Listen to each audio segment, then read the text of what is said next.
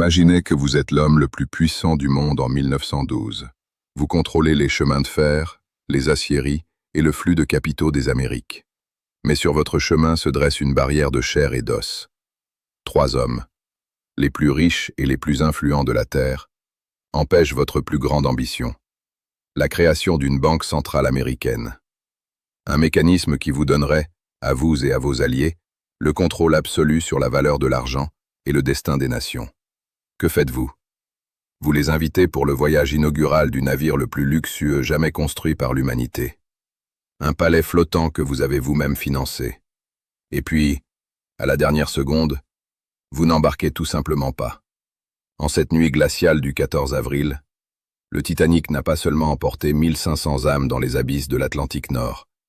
Il a emporté avec lui le dernier obstacle au contrôle financier mondial. Et si je vous disais que les nouveaux scans 3D ultra haute résolution, achevés fin 2025, ont révélé que la brèche dans la coque ne semble pas avoir été causée par l'impact latéral d'un iceberg, mais par une défaillance structurelle interne et des explosions qui coïncident avec un navire qui était déjà condamné avant même de quitter le port.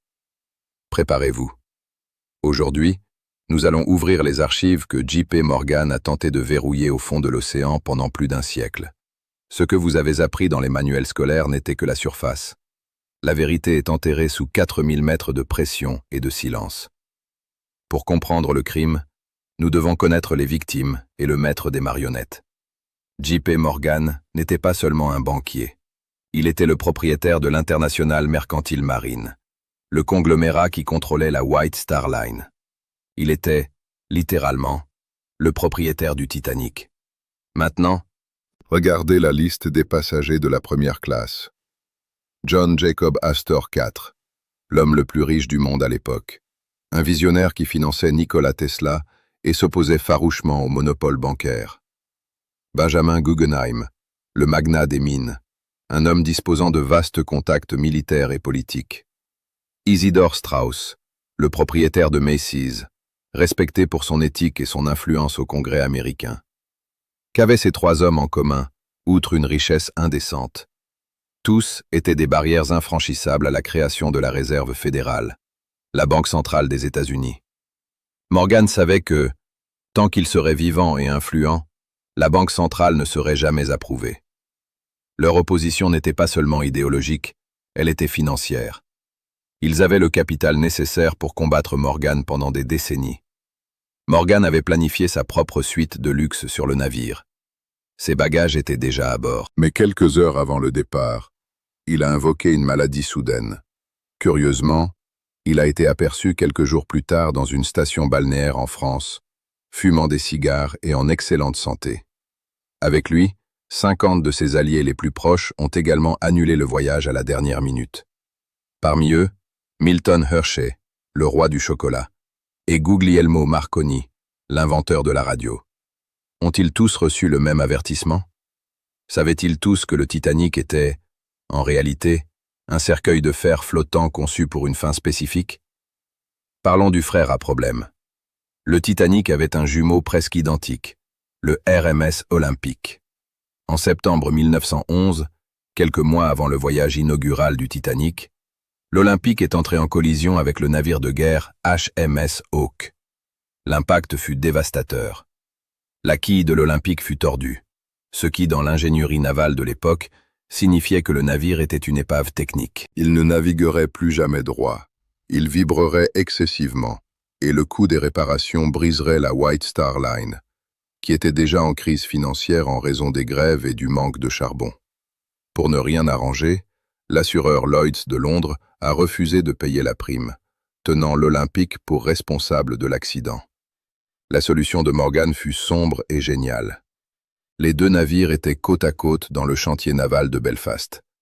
La théorie, soutenue par des documents d'employés du chantier ayant gardé le secret pendant des générations, affirme que les plaques d'identification ont été échangées. L'Olympique endommagé a été repeint et rebaptisé Titanic. L'objectif? Un naufrage planifié pour toucher l'assurance d'un navire neuf et, simultanément, éliminer l'opposition financière de Morgan. En 2025, des plongeurs autonomes de haute technologie ont trouvé, sous la peinture écaillée de l'épave, des lettres gravées dans le métal qui ne formaient pas le nom Titanic, mais les lettres M et P, vestiges du nom olympique.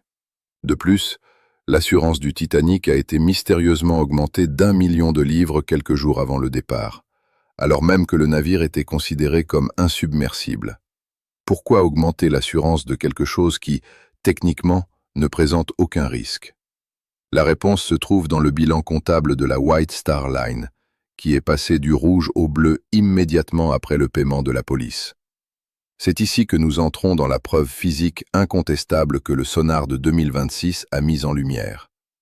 Chaque navire de la classe olympique avait son numéro de construction gravé sur presque toutes les pièces mobiles.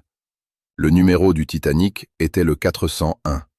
Celui de l'Olympique était le 400. Lors de la collision de l'Olympique avec le HMS Hawke, l'une de ses hélices a été gravement endommagée et a dû être remplacée. Les registres du chantier Harland & Wolff montrent que l'hélice de rechange du Titanic, numéro 401, a été installée sur l'Olympique pour qu'il puisse reprendre la mer rapidement.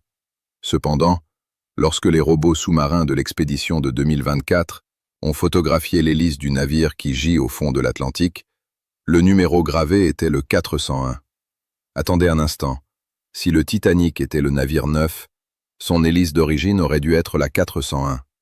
Mais s'il y a eu un échange, le navire qui a coulé devrait être l'Olympique, utilisant l'hélice du Titanic. Et c'est exactement ce que suggèrent les données. Le navire au fond de la mer est un amalgame de pièces. Des survivants ont rapporté que le navire sur lequel ils avaient embarqué à Southampton semblait vieux et rapiécé dans certaines zones de la 3e classe. Le Titanic était un navire neuf, sentant la peinture fraîche. L'Olympique avait déjà des mois de service et une collision violente à son actif. Pourquoi des passagers expérimentés ont-ils senti que quelque chose n'allait pas? Et pourquoi le navire tirait-il légèrement à gauche pendant toute la traversée? Une caractéristique enregistrée dans les journaux de bord de l'Olympique après l'accident. En raison de la déformation de la quille, le métal ne ment pas, et les scans de 2026 confirment que la structure dorsale de l'épave présente une torsion antérieure à l'impact avec la glace. Beaucoup se demandent si JP Morgan a planifié le naufrage pour tuer tout le monde. La réponse probable est non.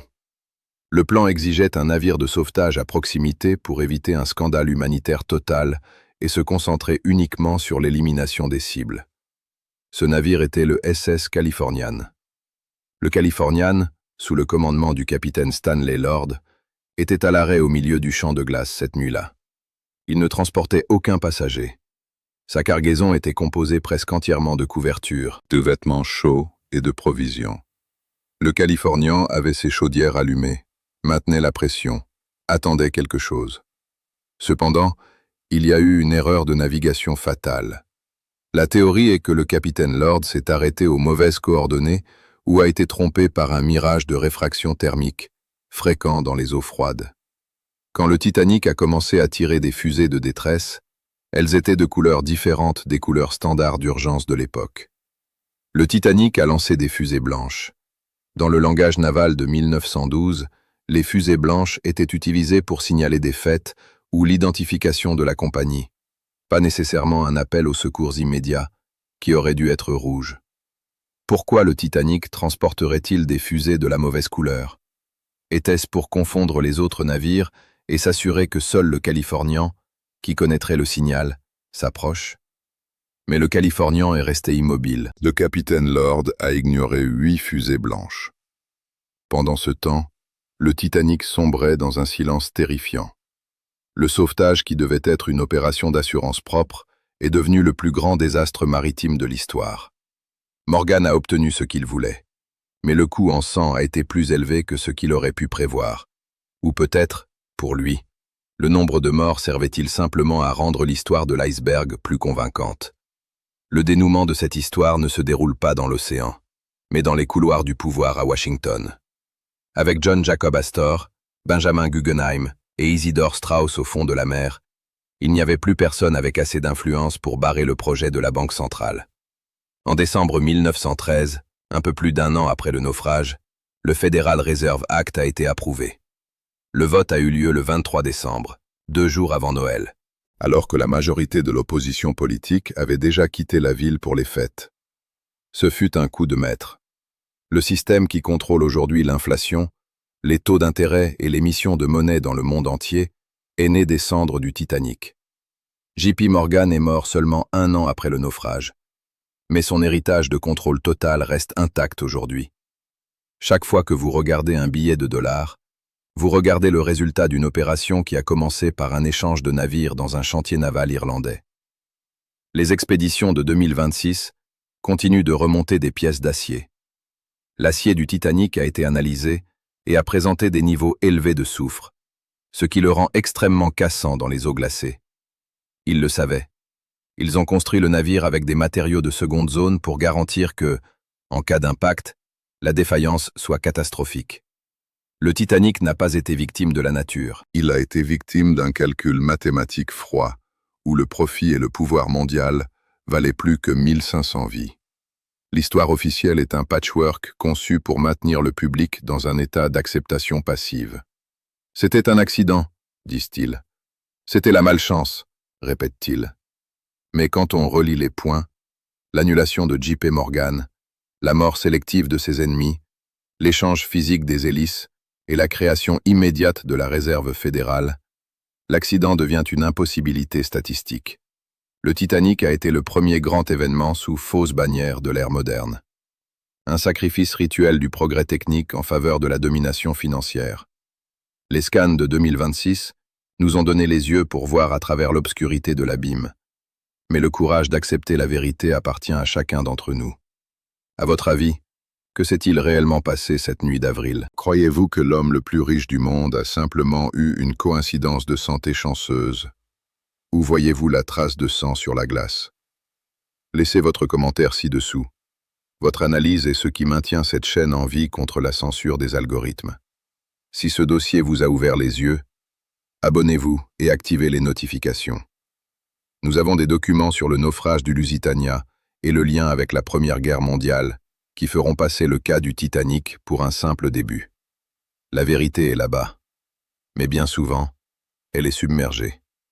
Je suis votre enquêteur, et voici les archives occultes, jusqu'à ce que la prochaine couche de mensonges soit révélée.